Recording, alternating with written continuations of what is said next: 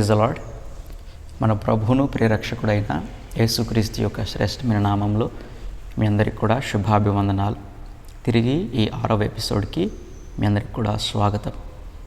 ఇంతవరకు మనము దేవుడు మన పట్ల చూపిన ప్రేమను గురించి, ఆయన మన కొరకు చేసిన రక్షణ కార్యాల గురించి మనము ఎన్నో విషయాలు తెలుసుకున్నాం. ఈరోజు మనము దేవుని దగ్గరికి రావడానికి కావాల్సిన ప్రాముఖ్యమైన విషయాల గురించి ఆలోచిద్దాం. క్రైస్తవ జీవితము సరైన పునాది పైన కట్టబడాలి. చూడండి, ఒక ఇంటిని మనం కడుతున్నప్పుడు దాని పునాది సరిగా ఉండాలి. పునాది సరిగా లేకపోతే ఆ ఇల్లు కట్టిన తర్వాత ఆ ఇంటికి చాలా పగులు వస్తాయి. ఈ పగులు రావడానికి ప్రాముఖ్యమైన కారణము పునాది సరిగా లేకపోవడం. అలాగే క్రైస్తవ జీవితానికి కూడా సరైన పునాది కావాలి. సరైన పునాది మీద మనం కట్టబడకపోతే క్రైస్తవ జీవితము త్వరగా కుప్పకూలిపోతుంది. కాబట్టి మనము ఆ పునాది గురించి మనం ఆలోచిద్దాం. ఈరోజు మారు మనస్సు మరియు విశ్వాసం అనే 2 విషయాల గురించి మనము జ్ఞాపకం చేసుకుందాం. యేసు యుద్ధకు రావడానికి మనకు కావలసిన ప్రాముఖ్యమైన అంశము మారు మనస్సు. బాప్తిస్మిచ్చి యోహాను ఆయన సువార్త ప్రారంభించినప్పుడు ప్రకటించిన సువార్త ఇదే. మత్తయి సువార్త 3వ అధ్యాయము 1 నుండి 3 వచనాలు మనం గమనించినట్లయితే, యూదయ అరణ్యంలో కేకలు వేస్తున్న వాని శబ్దం పరలోక రాజ్యపు సమీపించింది, మారు మనసు పొంది బాప్తిసం పొందడని యూదా అరణ్యంలో బాప్తిస్మిచ్చి యోహాను గారు కేకలు వేస్తున్నారని దేవుని వాక్యం సెలవిస్తుంది. ఈ మారు మనసు అంటే ఏమిటి? మారు మనసు అంటే దేవుని వైపు తిరుగుట. మనము ఇంతవరకు దేవుని విడిచి వ్యతిరేకమైన పనులు చేస్తూ వెళ్ళిపోయాం. అయితే అది పొరపాటని తెలుసుకుని దేవుని వైపు తిరిగి రావడమే మారు మనసు. మన గత జీవితము, మన పాప జీవితము దేవుని ఎంతగానో గాయపరిచిందని మనం గ్రహించి ఆయన మన పట్ల చేసిన కార్యాలను తెలుసుకొని ఆయన వైపు తిరగడమే మారు మనసు. చూడండి, మారు మనసు మనల్ని రక్షణలోనికి తీసుకెళ్తుంది. చాలామంది యేసయ్యను వారి పాపాలను క్షమించే దేవునిగానే తెలుసుకున్నారు. వారి పాపాల నుండి ఆయన రక్షిస్తాడనే విషయాన్ని చాలా కొద్దిమంది మాత్రమే గమనిస్తున్నారు. క్షమాపణకు రక్షణకు మధ్యలో వ్యత్యాసం ఏమిటి? క్షమాపణ అంటే మనం ఒక పాపము పొరపాటు చేసినప్పుడు దాని విషయమై పశ్చాత్తాపడ్డప్పుడు దేవుడు మనల్ని క్షమిస్తాడు. అయితే అలా మనం ప్రతిసారి పాపం చేసి క్షమాపణ కోరినప్పుడు మనం క్షమించబడుతున్నాం. అయితే అది మరి ఎన్నడూ చేయకుండా ఉండడము రక్షింపబడడం. ఉదాహరణకు, మనము కోపగించుకున్నాం, కోపపడ్డాం, దేవుని సన్నిధికి వచ్చి పశ్చాత్తాపడినప్పుడు దేవుడు మనల్ని క్షమిస్తాడు. మరలా కోపడ్డాం, మరలా పశ్చాత్తాపడితే మరలా క్షమిస్తున్నాడు. అలా మనం ఎన్నిసార్లు కోపపడ్డా, ఎన్నిసార్లు క్షమాపణ కోరినా దేవుడు క్షమిస్తున్నాడు. మన పాపాలు క్షమించబడుతున్నాయి, కానీ ఆ పాపము నుండి మనము రక్షింపబడట్లేదు. రక్షణ చాలా ప్రాముఖ్యమైనది. దేవుడు మనల్ని క్షమించడానికి ఈ లోకంలోనికి రాలేదు అని మనం తెలుసుకోవాలి. మత్తయి సువార్త 1వ అధ్యాయం 21వ వచనంలో దేవుని వాక్యం మనకు బోధిస్తుంది, ఆయన తన ప్రజలను వారి పాపాల నుండి రక్షిస్తాడు. అవును, యేసు మనల్ని రక్షించడానికి వచ్చాడు. మన గత జీవితంలో జరిగిన ప్రతి పొరపాటును క్షమించి మరి ఎన్నడూ పాపానికి మనం దాసులము కాకుండా మనల్ని రక్షించడానికి వచ్చాడు. అయితే ఈ రక్షింపబడాలి అంటే మారు మనస్సు కావాలి.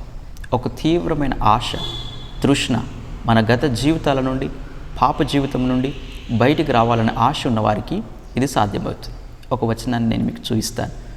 1 తెస్సలోనికీయులకు రాసిన పత్రిక 1వ అధ్యాయం 9వ వచనంలో దేవుని వాక్యం సెలవిస్తుంది, విగ్రహముల నుండి తిరిగి జీవము గల దేవుని వైపు రావడమే మారు మనస్సు లేదా రక్షణ. దీన్ని ఎలా అర్థం చేసుకోవచ్చు? విగ్రహాలంటే కోరికలు, సుఖము, తర్వాత ధనము, కీర్తి, మన సొంత ఇష్టాలు నెరవేర్చడానికి. ఇలా క్రైస్తవులుగా పిలువబడుతున్న మనలో ఇవన్నీ విగ్రహాలుగా ఉన్నాయి. మన సమయాన్ని, మన ధనాన్ని, మనకున్న విలువైన దాన్ని ఇవి ఖర్చు చేస్తున్నాయి. దేవుని స్థానాన్ని ఇవి భర్తీ చేశాయి. ఎవరైతే వీటి నుండి వైదొలిగి దేవుని వైపు తిరుగుతారో, ఆయన వాక్యాన్ని నిరంతరము చేయడానికి, నెరవేర్చడానికి ఇష్టపడతారో వారు రక్షింపబడతారు. నిజమైన మారు మనసు అంటే ఇలా విగ్రహాల నుండి వైదొలగడమే. మనం అనుకుంటున్నట్లు బాహ్యంగా కనబడే విగ్రహాలు మాత్రమే కాదు, ఆంతరంగికంలో మన హృదయాల్లో దాగిపోయిన ప్రతి విగ్రహం నుండి బయటపడడమే మారు మనస్సు లేదా నిజమైన పశ్చాత్తాపం. చూడండి, ఈ మారు మనస్సు, నిజమైన మారు మనస్సు లేకపోతే మన రక్షణ కార్యము సంపూర్తి చేయబడదు. మన క్రైస్తవ జీవితంలో చాలా పగుళ్ళను మనం చూస్తాం. మనం కొంతవరకు జయించిన తర్వాత మళ్ళీ ఆ పాపాలు మనల్ని వెంటాడుతూ వాటికి బానిసలుగా చేసుకోవడానికి ప్రయత్నిస్తాయి. అందుకే చాలామంది క్రైస్తవులు త్వరగా ఓడిపోతున్న వారిగా ఉంటున్నారు. అయితే దేవుని వాక్యము మనల్ని అలా ఉండడానికి ఇష్టపడనివ్వట్లేదు. దేవుడు సెలవిస్తున్నాడు, మనం జయించాలని దేవుడు కోరుకుంటున్నాడు. కాబట్టి మారు మనస్సు అనేది ఖచ్చితంగా మనకు అవసరం. సరే, మారు మనస్సు చేయగలిగే కొన్ని కార్యాల గురించి మనం విందాం. ఒక వ్యక్తి నిజంగా మారు మనస్సు పొందితే లేదా నిజంగా పశ్చాత్తాపడితే ఆ వ్యక్తి పాపము లేదా ఈ లోకము ప్రేమ దేవుని నుండి మనల్ని ఎంతగా దూరపరిచింది అనే విషయాన్ని గ్రహించగలుగుతాడు. పాపము లేదా లోకము తీసుకొస్తున్న తీవ్రమైన పరిణామాలను ఆయన గ్రహించగలుగుతాడు. అప్పుడు ఆ పాపం అంటే ఆ వ్యక్తి అసహించుకుంటాడు. రెండవది, పాపం వల్ల దేవునికి మానవునికి మధ్యలో ఉండే ఆ సహవాసం తొలగిపోయిందనే విషయాన్ని గ్రహిస్తాడు. మూడవది, పాపము లేదా మన స్వభావం, గతంలో మనం జీవించిన జీవితము దేవుని దుఃఖపరిచిందని, ఆయన మనసు గాయం చేసిందని మనం గ్రహించగలుగుతాం. ఇలా ఒక మనిషి నిజంగా పశ్చాత్తాపడ్డప్పుడు ఆ వ్యక్తిలో ఈ కార్యాలు జరుగుతాయి. అప్పుడు ఆ వ్యక్తి పాపాన్ని హృదయపూర్వకంగా అసహించుకుంటాడు. పాపం నుండి వైదొలగడానికి ఈ తీవ్రమైన ఆశ కలిగి ఉంటాడు. అలాంటి వ్యక్తులను దేవుడు నిజంగా రక్షిస్తాడు. చూడండి, ఒక ఉదాహరణ నేను మీకు చూపెడతాను. లూకాసు సువార్త 19వ అధ్యాయంలో ఒక వ్యక్తి కనబడతాడు. ఆ వ్యక్తి పేరు జక్కయ్య. అవినీతిపరుడు, చాలా అక్రమంగా డబ్బు సంపాదించాడు.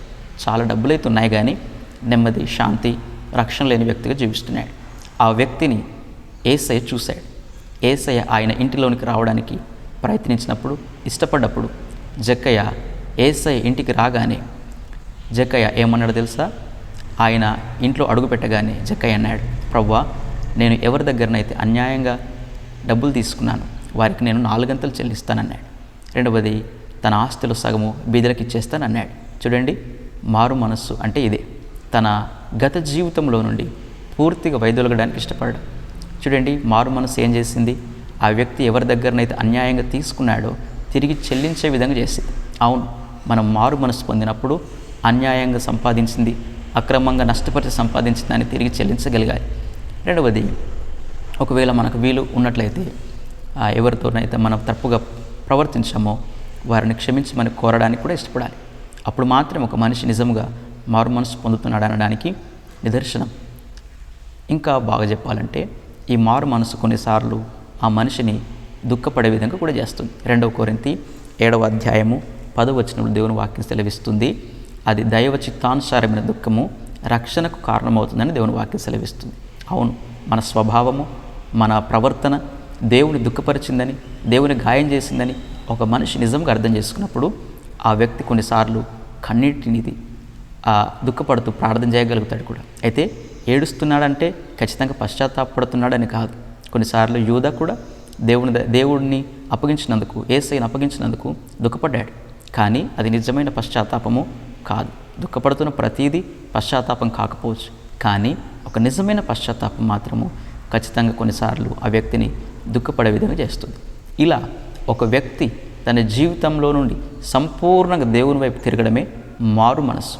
కొందరు క్రైస్తవులు ఎలా ఉన్నారంటే వారు సగం లోకంతో సగం దేవుడితో సహవాసం చేస్తున్నారు. ఇది సంపూర్ణమైన మారు మనస్సు కాదు. ఇలా ఉండడం వల్ల తరువాత మళ్ళీ మనము పాపంలోనికి, లోకంలోనికి వెళ్ళే ప్రమాదాలు చాలా ఉన్నాయి. కాబట్టి ఆయన అంటున్నాడు, మనము మారు మనస్సు పొందాలి. సదుకైలు, శాస్త్రులు, పరిసయ్యులు ఇలా చాలామంది బాప్తిస్మ ఇచ్చి యోహాను దగ్గరికి బాప్తిస్మ పొందడానికి వచ్చారు. వారందరూ చూసిన యోహాను గారు అన్నారు, మారు మనసుకు తగిన ఫలాలు ఫలించండి అని. అవును, అనగా మీరు మార్పు పొందారు అనడానికి మీ క్రియలు కారణం అవ్వాలి. అలా లేకుండా బాప్తిస్మ పొందడం వల్ల ఏ లాభం లేదని యోహాను గారు గట్టిగానే చెప్పారు. అవును, మన జీవితంలో కూడా చాలాసార్లు రక్షింపబడ్డా అనడానికి గుర్తుగా బాప్తిసాన్ని చాలామంది చూపెడతారు. బాప్తిసము ఆ రక్షణకు గుర్తు కాదు, అది ప్రజలకు ప్రకటిస్తున్న మారు మనస్సు అనేది రక్షణ గుర్తు. కాబట్టి ఈ మారు మనస్సు అనేది చాలా ప్రాముఖ్యం. అయితే యేసయ్య దగ్గరికి రావడానికి రెండవ మెట్టు ఏంటిదంటే, మొదటిది మారు మనస్సు, రెండవది విశ్వాసం. విశ్వాసం అంటే ఏమిటి? విశ్వాసం అంటే ప్రభువుని హృదయపూర్వకంగా నమ్ముట, మన ఆ అనుభూతులపైన ఆధారపడక, మనకు జరుగుతున్న పరిస్థితుల మీద ఆధారపడక దేవుని వాక్యాన్ని సంపూర్ణంగా నమ్మడమే విశ్వాసం. ఆ వాక్యం ఏదైతే రాయబడ్డదో అది నెరవేరుతుందని, అది నిజమని నమ్మడమే విశ్వాసం.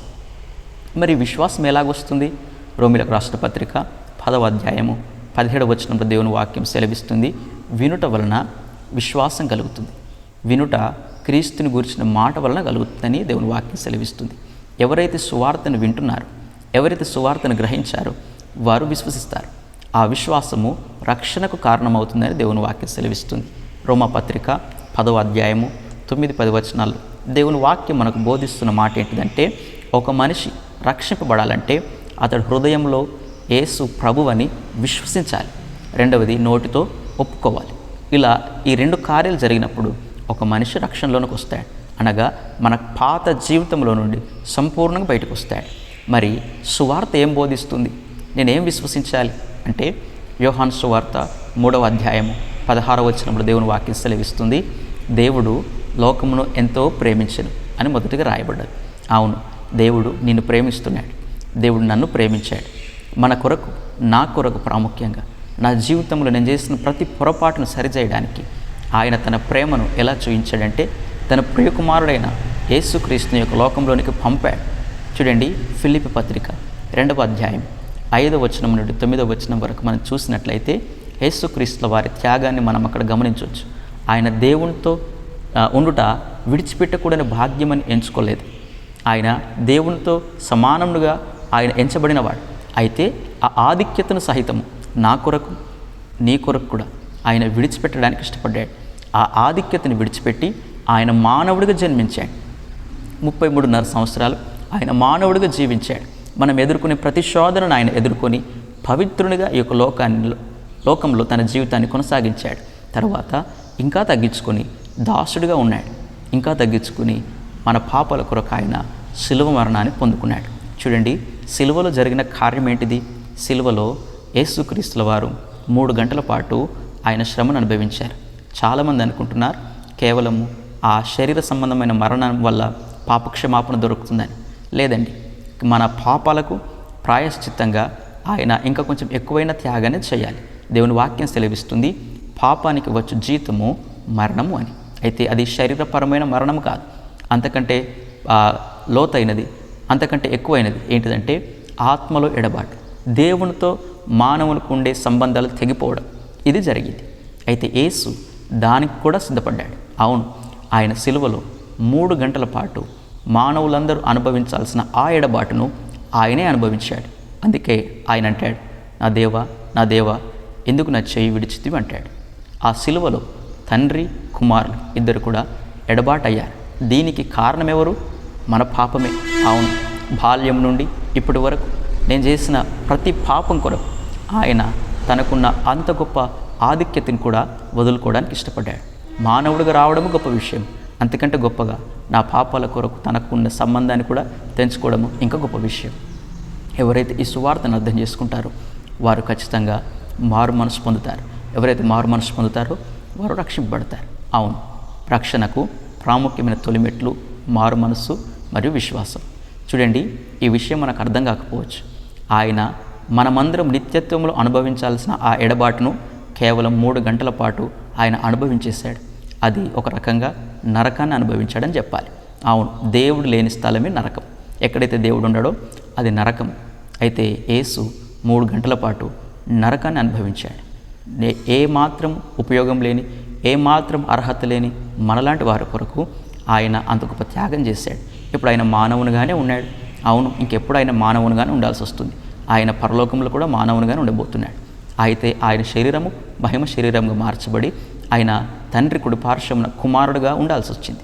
ఇంతగా మన కొరకు ఆయన త్యాగం చేశాడు. ఆ ప్రేమను ఎవరైతే గమనిస్తారో, ఆ ప్రేమను ఎవరైతే అర్థం చేసుకుంటారో వారు ఈ వాక్యాన్ని విశ్వసిస్తారు. ఎవరైతే విశ్వసిస్తారో మారు మనసు పొందుతారు. ఎవరైతే మారు మనసు పొందుతారో వారే రక్షింపబడతారు. కాబట్టి నీవు, నేనైనా సరే ఎవరిమైనా యేసయ్య దగ్గరికి రావడానికి ఇవి 2 ప్రాముఖ్యమైన విషయాలు. చూడండి, ఇలా యేసయ్య తనను తాను తగ్గించుకోవడానికి, తనను తాను అంతగా బలి చేసుకోవడానికి కారణం ఎవరు? నీవు నేను చేసిన పాపాలే కదా. ఎవరైతే ఈ విషయాలు గమనిస్తారో వారు మరేనాడు కూడా పాపానికి తావివ్వరు, పాపానికి చోటివ్వరు, అలాగూ తమను తాము ప్రత్యేకపరుచుకుంటారు. దయచేసి వాక్యం వింటున్న మనమందరం కూడా ఈ 2 ప్రాముఖ్యమైన పునాదులను మన యొక్క క్రైస్తవ జీవితంలో వేసుకోవాలి. మారు మనస్సు అంటే కేవలం కొన్ని మనకు తెలిసిన తేలికగా విడిచిపెట్టే పాపాలను విడిచిపెట్టడం కాదు. మనం గ్రహించగలుగుతున్న, మనం తెలుసుకొనగలుగుతున్న ప్రతి పాపాన్ని కూడా విడిచిపెట్టి దేవుని వైపు తిరగడమే మారు మనసు. అప్పుడు మాత్రమే మనము రక్షింపబడతాం. ఒకవేళ వాక్యం వింటున్నాం, మనమందరం కూడా మనలో ఇంకా మారు మనసు లేకపోతే ఈరోజు దేవుని వాక్య వెలుగులో మనల్ని మనము సరి చేసుకుందాం. ఈ మారు మనస్సు, ఈ విశ్వాసం వల్ల మనం రక్షింపబడమే కాదు, ఆయనతో పాటు సహవాసులమవుతాం. ఆయన స్వారూప్యాన్ని మనము ధరించుకొనగలుగుతాం. మనము ఆయనలాగా ఉండడానికి ఆయన మన వలె మార్చబడ్డాడు. మనలాగా ఆయన ఉండి మనం అనుభవించవలసిన ప్రతి నరకయాతనను ఆయన అనుభవించి, మనకు రావాల్సిన శిక్షను ఆయనే భరించి మన పాపాలకు ప్రాయశ్చిత్తాన్ని కలిగించాడు. ఇలా యేసు ఒకసారి మానవుడిగా అయిపోయి ఇంకెప్పటికీ మానవుడిగానే ఉండే అంత ఆ త్యాగాన్ని ఎన్నికలేని మానవుల కొరకు చేశాడు. ఈ ప్రేమను మనం గ్రహించాలని దేవుడు కోరుతున్నాడు. అందుకే యోహాను 3:16 అంటాడు, దేవుడు లోకాన్ని ఎంతగానో ప్రేమించాడు, ఆయన తన ప్రేమను వ్యక్తపరచడానికి తన అద్వితీయ కుమారుని ఈ యొక్క లోకంలోనికి పంపాడు. ఆ యొక్క కుమారుడి ద్వారా ఈ లోకంలో ఉన్న ప్రతి మనిషిని రక్షించాలని కోరుతున్నాడు. అందుకే దేవుని వాక్యం సెలవిస్తుంది, ఎందరైతే ఆయనను విశ్వసిస్తారో వారందరూ కూడా దేవుని కుమారులుగా పిలువబడుతున్నారు. ప్రియ సహోదరి సహోదరుడా, వాక్యం మీరు వింటున్న తర్వాత ఒకవేళ మీరు రక్షింపబడకపోతే ఇదిగో ఇది అనుకూల సమయము, ఇది రక్షణ దినం. దయచేసి దేవుని వైపు మనము మరల్చబడదాం. ప్రభుచితమైతే మరొక బైబిల్ స్టడీలో మనము ఇంకా అనేక విషయాల గురించి చర్చిద్దాం. ప్రభు కృప మనకందరికీ తోడయుండి నడిపించునుగాక. ఆమె.